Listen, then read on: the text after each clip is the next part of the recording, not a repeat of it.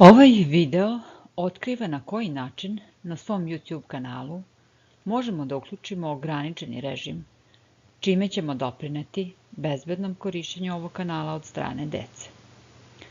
Ograničeni režim skriva video snimke sa potencijalno neprikladnim sadržajem, klasifikovanim prema prijavama korisnika i drugim signalima. Kao i drugi filteri, ni ovaj filter nije potpuno precizan, ali bi trebalo da nam pomogne da izbegnemo većinu neprikladnog sadržaja. Ne zaboravimo da sasvim mala deca predškolskog i mlađeg školskog uzrasta zahtevaju našu stalnu pažnju i prisustvo prilikom korišćenja interneta.